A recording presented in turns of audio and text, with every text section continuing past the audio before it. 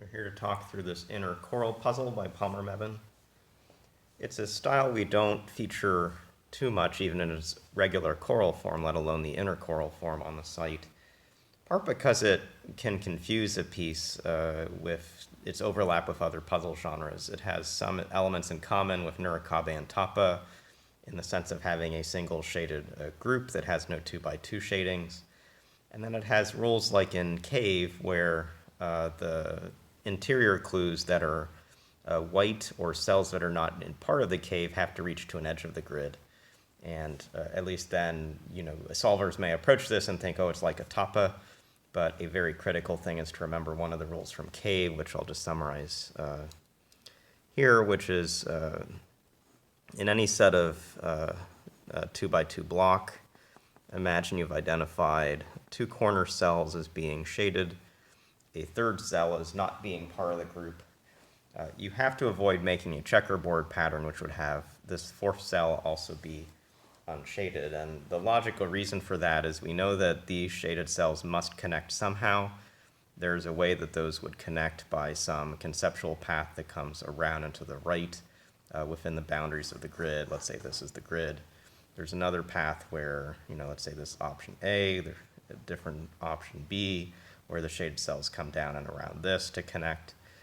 In either of those scenarios, one of these two cells will be contained within the coral shape but not able to reach to an edge of the grid. You can't cross and get this cell out if it's in this situation or vice versa. And so when you actually have a pattern like this identified, you must shade this last corner cell. If you have a pattern like this identified, you must leave unshaded this last corner cell. And avoiding this checkerboard is a thing you do fairly routinely in cave puzzles. It's going to be just as critical in this coral to keep this in mind.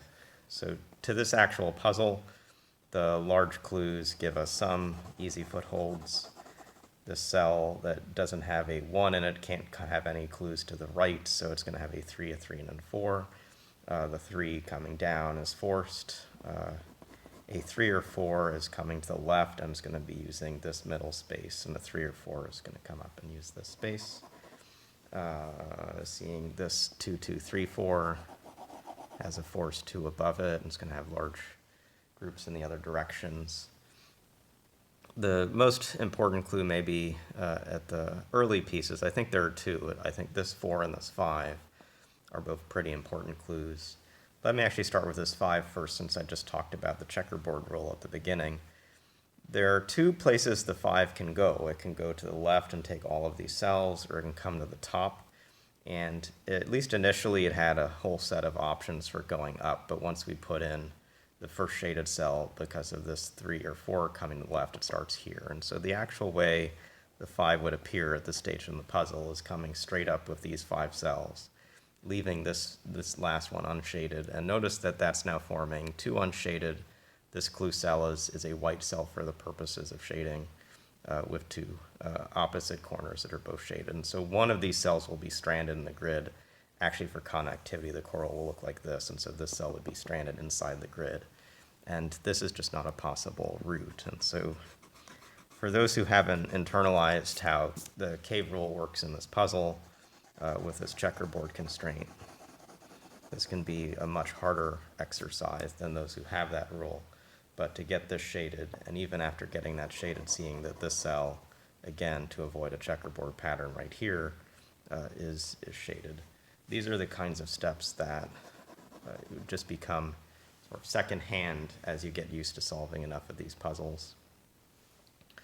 Notice I shaded this cell and marked as unshaded this cell, and I have to get either a 1 or a 3 coming up, and so I no longer have an option to take 2 more cells, and I can't, if I took this cell, I'd get 2, which is an invalid size, so I get to this kind of picture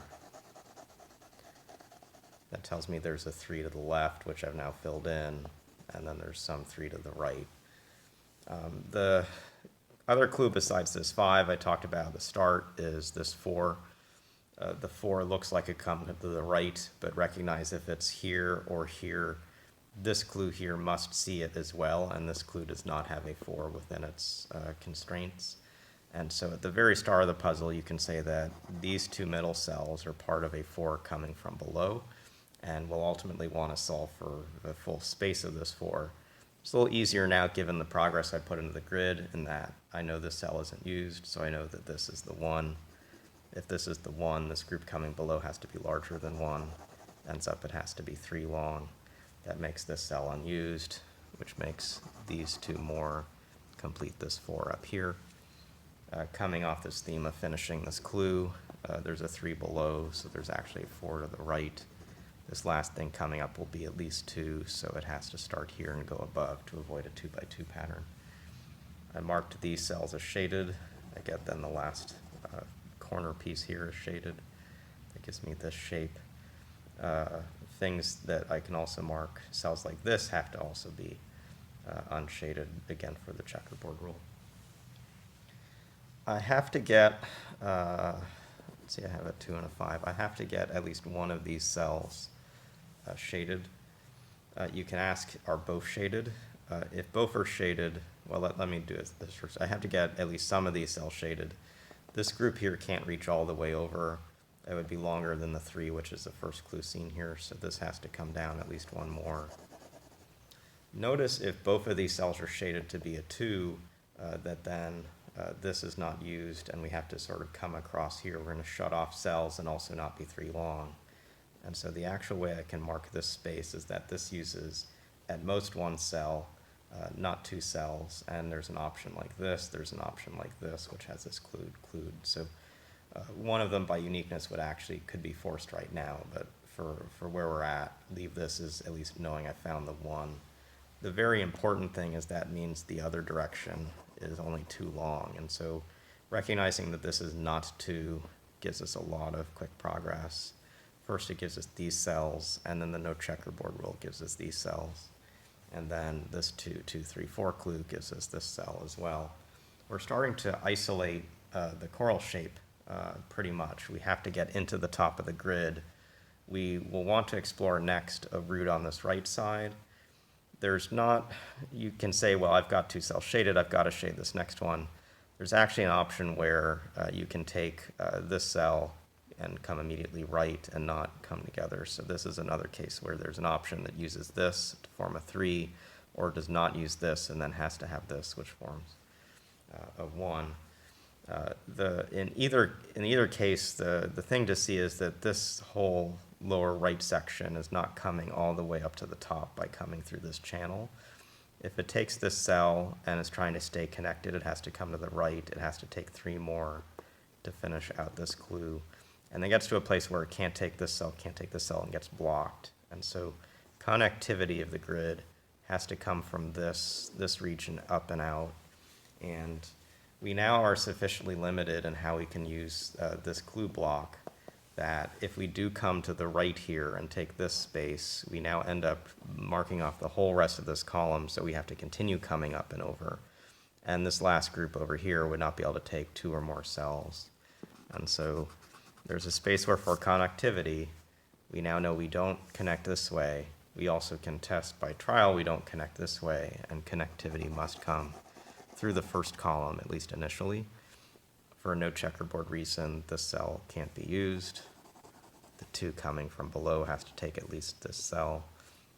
This one here may or may not be part of the blended shape, but recognize that I have a 4, I have a 1. The last group I'm going to have up here is a 2, so this stays connected.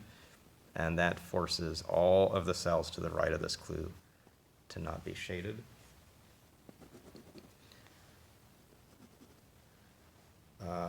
There's some bad balance if this top one and this bottom one are used effectively. There's a 2 here and a 2 here, or a 2 here and a 2 here, which are going to fill out the space. If it's this 2 above, 2 below, which is possible, something like this, we end up isolating the cell. And so the shape of the coral to have a reasonable look for everything it's doing has to be this. We do have to think through which way we will get valid clues over here, but at least get something started. I know I have to take this cell to get all the way over to the right, and I'm going to need to get over to the right because this clue suggests there's some cell here, and this clue suggests there's some cell below. Note that there's no place in this column to take 3 cells anymore. So this is going to have exactly 1 cell used up here. That means there are 3 cells here and 3 cells here. We've taken a 2 and a 2, so the remaining groups here are 3 and 4. One of those is going to be here. There's a tricky way where this reaches all the way across and takes this, but let's look at this clue, which will help us do the rest. Have to take 3 cells coming to the top, not these. So it will be these. No checkerboard says this comes like this. This is now the connectivity, so this isn't used. That now says this isn't used, so this, we take the top one. Can't take the others for this clue cell. These are the last options. Have to take this to get the 3 group. And we've finished the ultimate puzzle. This has sort of tricky flow in different spots, but again, I think the most critical thing, if you hadn't recognized it, is the no checkerboard rule that comes from cave puzzles, sometimes historically called corral puzzles and coral puzzles will confuse you to no extent, and I actually think cave is a better name and more consistent with the shading and excavation of that style. Regardless, with that rule in mind, the quick start at the beginning with a 5 coming to the top, the way we used it over on these sides with the 5 and 4s connecting, with kind of cornering around these cells, those all work together. And then it was really about connectivity for its end game, and that sort of started by seeing down here that there were no options to have both of these cells shaded that would allow this bottom clue to be fulfilled. And once you marked this and got a kind of barrier that blocked progress through the middle, you get to this interesting space where you must come to the left here, and that shuts off the rest of this whole row. And that's the tricky piece to see, and one element which is unfortunate in competitions with choral puzzle, but choral puzzles are almost always solved by intuition or fiddling. You can get into a lot of trouble by thinking you have to come through the middle here, even come across here, that will block off those clues. So showed you the logical path in this video. Hope you learned a little bit about the style, even though we won't have the style on too often. At least elements of Tapa and cave puzzles that can manifest here will reappear in those genres as we post them on the site. So we'll see you again soon.